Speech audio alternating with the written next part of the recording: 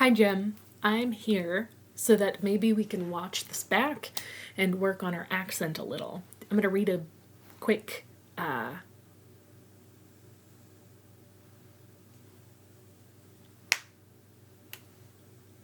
article so that we can go ahead and listen back to it, because I know that sometimes we have a hard time understanding things as we read them, and then later we have to kind of take a look back. So if you're okay with it, I'm going to go ahead and make this video, and if you would like to watch it, you can, and if you don't feel like watching it, you absolutely don't have to. That's absolutely okay.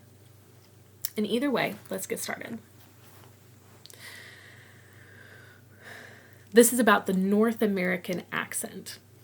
This accent is one that you actually currently have, and I figured it would be a really good place for us to start, just so that you understood where your language was coming from.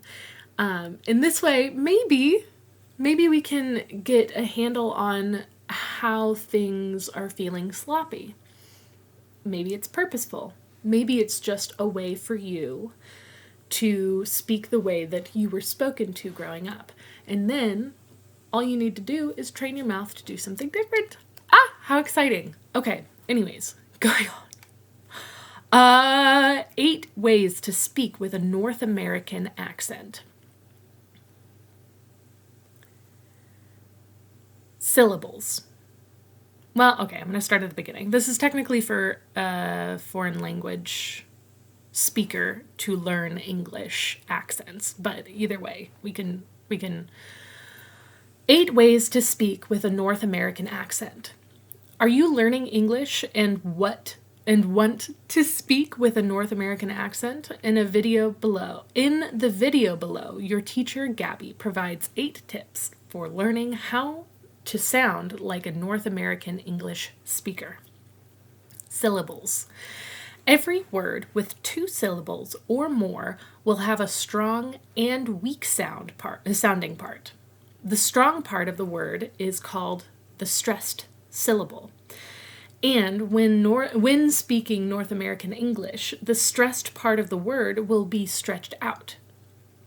It will be spoken longer, louder, and with more punch than the rest of the word.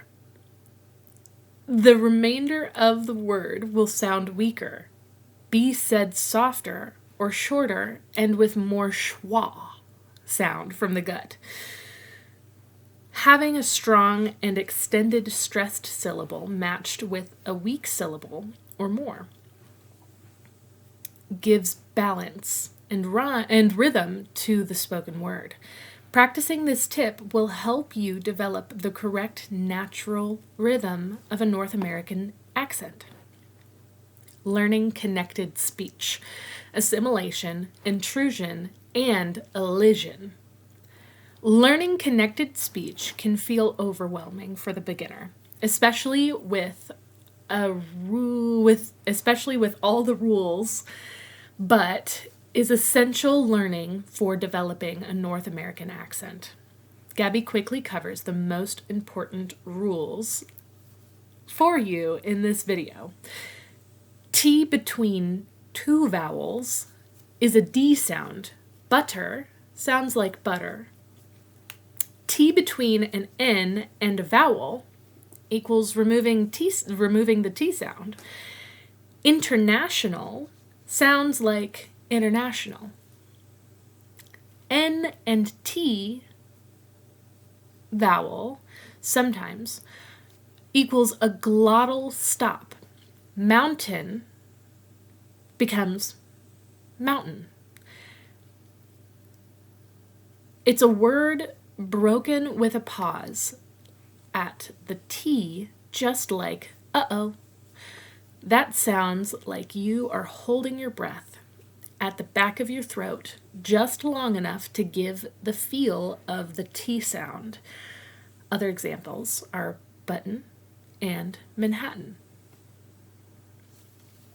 Assimilation, intrusion, and elision are features of connected speech. And when it comes to speaking English like a North American, they are necessary to learn. These features will help your English to flow smoothly and sound natural. Assimilation is when the sound at the end of the word changes to make it easier to link it to the next word. Example: don't you just love the food here? Sounds like, ooh. Don't you just love the food here? Sounds like, don't you just love the food here? Intrusion is when the sound intrudes in between two existing sounds. The sounds that are more likely to do this are J, W, and R. Examples: he asked me to do it. Sounds like, he asked me to do it. Elision is when a sound is taken away in the middle of two existing sounds. Usually, this is with a T or a D sound. Example: she lives next door. Sounds like, she lives next door. Feeling confused or want more information on this topic? To learn more about connected speech, watch this video lesson. Continuing on. The North American R, ear. Mastering the letter R in North American spoken English is very important.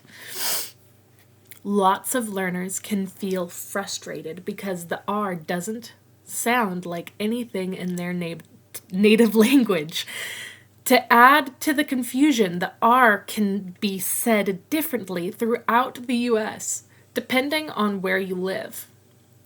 This tip is the most common way to use the R with a North American accent. First, it is important to be aware of R-colored vowels. Example: word sounds like weird, rather than pronounced with an O sound. World, wow,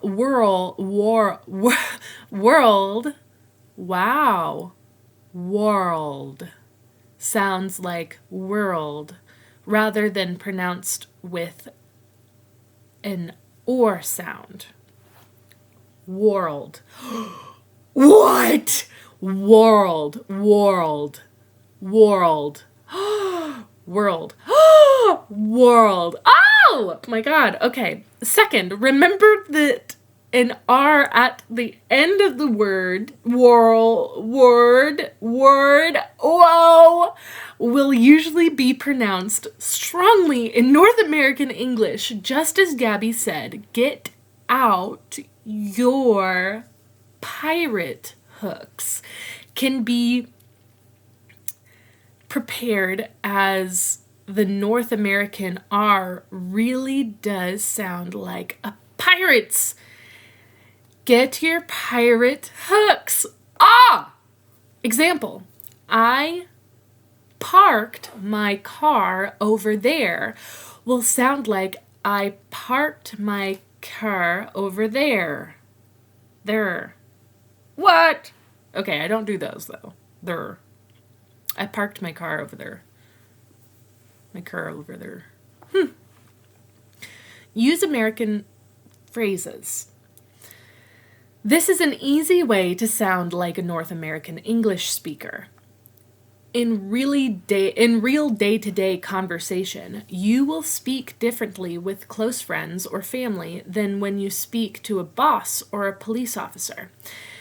When speaking with friends, your language is more casual, playful, and relaxed. Add a couple of North American phrases to your speech to help you sound more like a native speaker. Example: instead of, "How are you today, John?" try, What's up, John? Instead of, John, your sweater is very nice. Very nice. Try, John, that sweater is awesome. Instead of, John, you look good tonight. Good tonight. Try, John, you're looking sharp, my friend. John, you are looking sharp, my friend. Who says that? Do people say that? Have I said that? Probably. Instead of, I already read that. Speak louder. Oh, North American English speakers are known for speaking louder. It is a language with a lot of action. More about verbs in the next tip. And has the volume to match the movement. Oh my God, have I not been doing that this whole time? It is a language that sounds confident and bold. And so speaking this way will take time and practice. When practicing, it may help to pretend to be an actor and imagine feeling confident and bold. And then try speaking louder. There is an expression in America, fake it until you make it.